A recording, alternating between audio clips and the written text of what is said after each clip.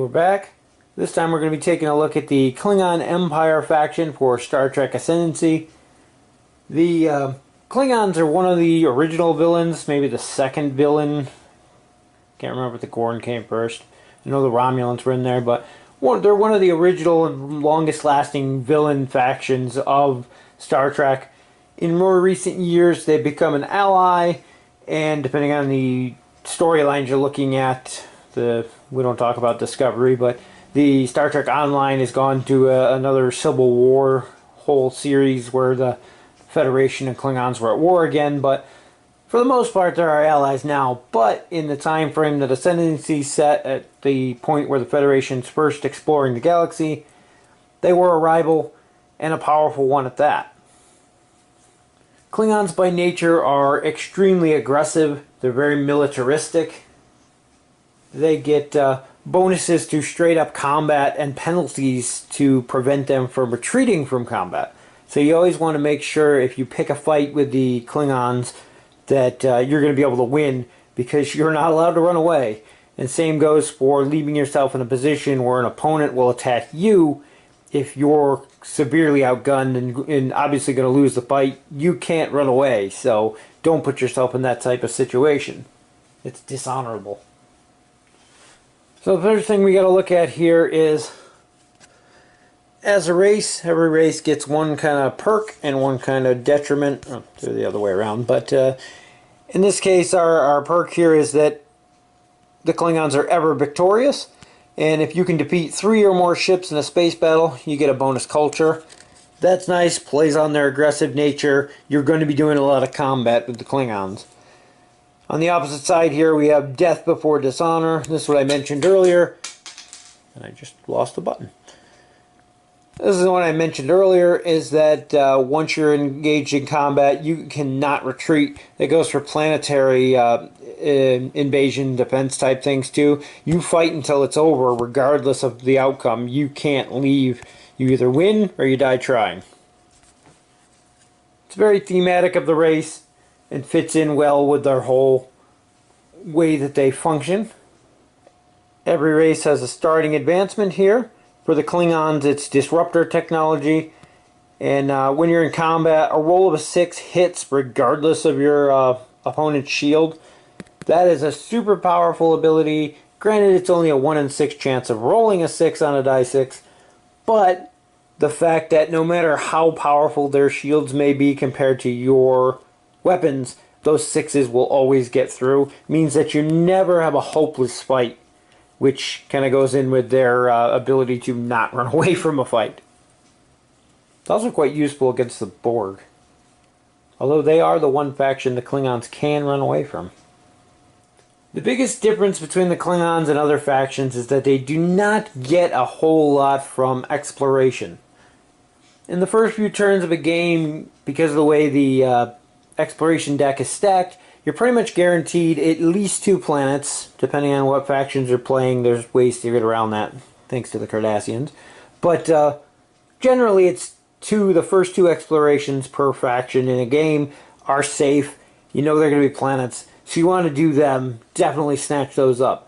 As the game progresses, the Klingons will be doing less and less exploration because they get less and less out of it. Early on, you want to get some planets colonized. You need the production. Everything in Klingon is about production. You want to meet up an ally, maybe make a peaceful friend, so you can get a nice trade agreement in there to get that extra production. Because you're going to need that to build ships, to fill out your massive fleets that you can have, and to basically just overwhelm your opponents.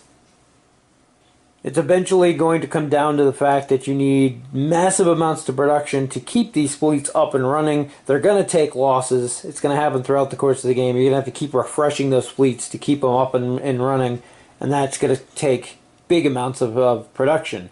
Ideally, you're looking for any kind of planet nearby that you can protect that's going to have multiple production nodes on it. Red nodes are your friends as Klingons. If you can get that one asteroid field, I think that came with the Ferengi expansion that has 4 production nodes on it, you guard that with your most powerful fleet. Ideally, another thing that you're going to keep in mind is to keep your weapons at least 1 notch higher than the strongest opponent. That'll dissuade people from trying to attack you when your ships are separated, or maybe you've lost a few in a combat and your fleet isn't up to full power. Makes you a tempting target because people know you get those bonuses for combat. They don't want you to have a chance to rebuild those ships. If you can keep your weapon score up, that helps a lot in dissuading people from making those attacks. They really gotta have an overwhelming advantage on their side before they'll attempt an attack like that, because they're going to suffer more losses than you in the end. So once you've got a solid income of production from the planets you've colonized, you're going to also want research to put towards your advancement projects, because your advancements projects boost your military power, are going to make your ships more dangerous, your fleets more dangerous, and basically help you go out, engage your opponents, destroy them, and rack up those culture bonuses from the being ever victorious. So out of the Klingon advancements, probably the first and foremost one that every Klingon player goes for is going to be reclamation barges. Every time you destroy a resource node in invasion, you're going to take 2 tokens of that type. Now, if you're going to try to colonize the planet, it doesn't seem so good.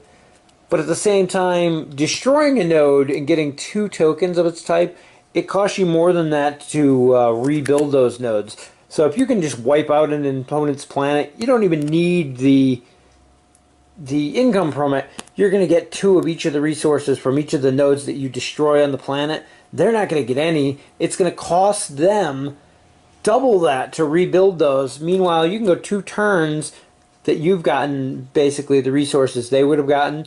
So it really helps you to just go around and wipe things out and get payback for them. The biggest target to go after with these are planets with culture nodes. Taking those culture nodes out will help you by getting the bonus culture. It also hinders your opponent by losing that income. So regardless if you take over the planet or not, just once you get this thing researched and in play, go crazy and invade everything.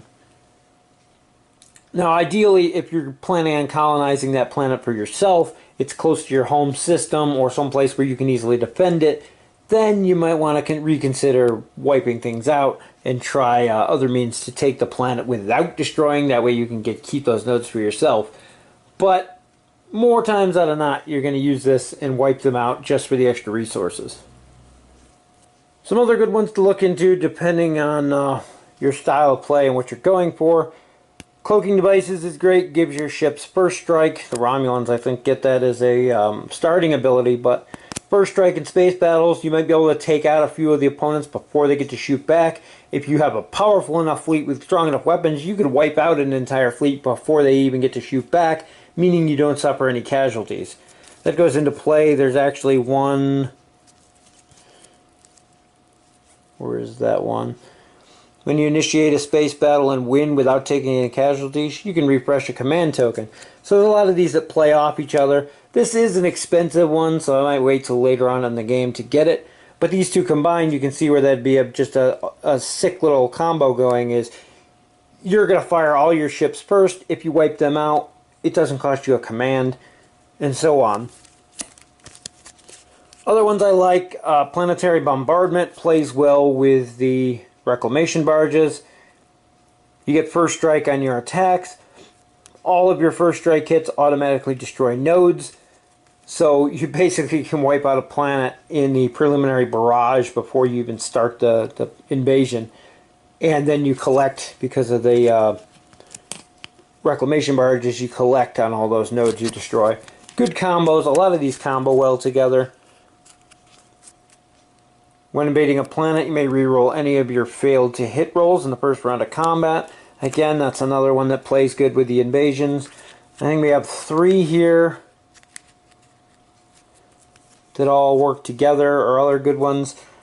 Forward munition depot. In the command phase, you can commission a feat in any system you control.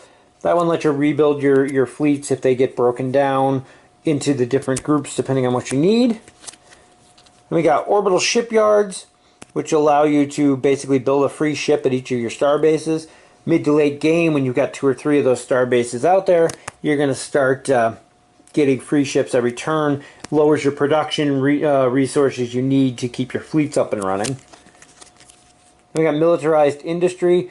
This is another one. During your build phase, you can place a free ship at each system you control with a culture node. Again, you have at least one of those at the beginning of the game in your homeworld, and hopefully you've taken over at least a couple more with culture nodes later on to farm that culture for the off chance you go for an Ascendancy victory.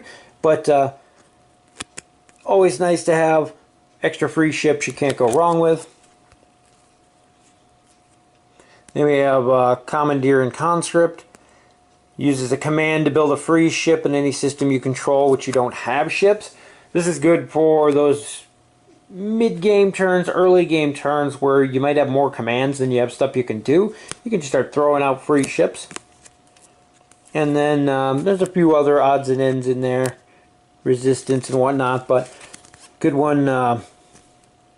The covert saboteurs to exhaust other players' military advancements come in very handy if your opponent has something you want to put a stop to for a turn. But overall, everything about the Klingons is focused towards combat.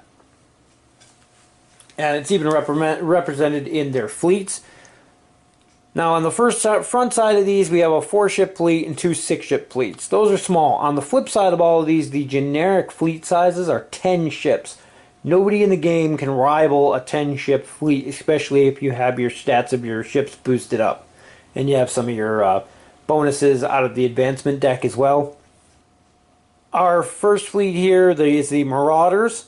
It allows you to take 1 production for each rival ship destroyed by this fleet. It's only a 4-ship fleet, so it's only going to work early on or against smaller targets, individual ships and things.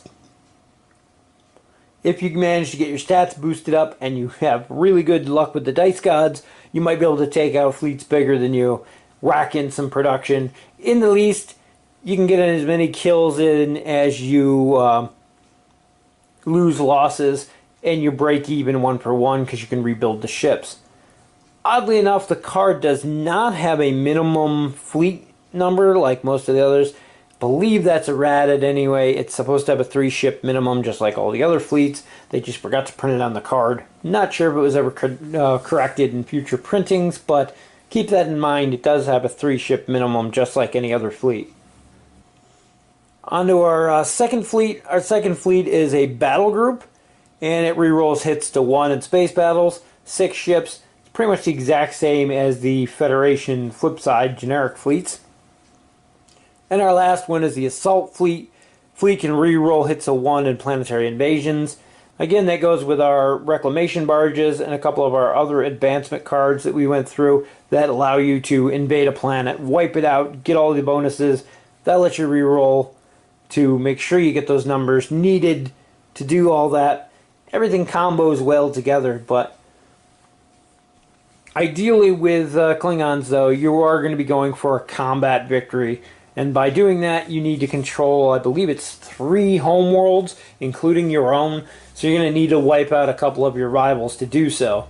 Having those planetary assault fleets will help, along with the cards in there. Heck, if you get a couple of the advancements, you don't even need the assault fleet. You just go straight for the 10-ship fleets on the reverse side and just overwhelm them. I know I have brought 2 10-ship fleets into a system and just wiped it out. One thing to keep in mind is that in the base game alone, you only have 30 ships. I know there's more than 30 ships there because I have my escalation pack mixed in with this. So keep in mind, if you run your B-side fleets, there's 10 ships in a fleet. That's all of your ships in those 3 fleets. You have nothing else left to park somewhere, defend, or whatever. So if you do have the escalation packs, it makes using those 10-ship fleets a little more interesting because you still have a handful of ships left over to use in a defensive role. Overall, though, as I said, the Klingons are a very aggressive race, as they should be. They're very fun to play, very thematic, and you just get that that feeling of going into combat, knowing that it's going to be a do or die. You will win the battle, or you will die trying. There is that dishonor in running away, and you don't even have that option thanks to the rules in the game. And it's very thematic and a very fun faction to play. The real big thing to keep in mind is that everyone else knows that the Klingons are going to be the aggressive one. They know that you're going to build up and power up your weapons, power up your ships to make them more dangerous. And if anybody sees you doing a military build-up, building a giant fleet, things like that, they're going to know you're up to something. You're going to draw their attention. So keep that in mind. People are going to keep a big eye on you, and they're going to know when they see you start building up a force, oh, he's going to invade something, and they're going to protect their borders. They're going to know that that's coming. They're going to anticipate it. So that's the one downside to playing the Klingons, is that everyone's always going to be on the lookout for you to make that aggressive move, to break the treaties that you have with them, to invade their borders, attack their planets. And it is going to happen. That's just the way the faction works. It's just doing it at an opportune time where they might not necessarily be able to do anything about it. I always like to wait until they're being attacked on another front and they're focusing their defensive and offensive power all moving over that way to defend against that. They leave one side a little thin or even completely wide open, and then you just go in and steamroll. And that's always been a fun tactic of mine. You can usually plow your way almost entirely to their home world before they can call ships back to defend. And if you get a powerful enough assault going, they might not even be able to stop it, because you wipe out ships faster than they can get production to rebuild them. And that's just the fun of playing the Klingons. Anyway, that's a look at the Klingon faction for Star Trek Ascendancy. I hope it helps you in your games to figure out which faction you want to play and how to best play them. Give you a couple ideas on what advancements to go for and so on. As always, thanks for watching, and we'll see you in the next video.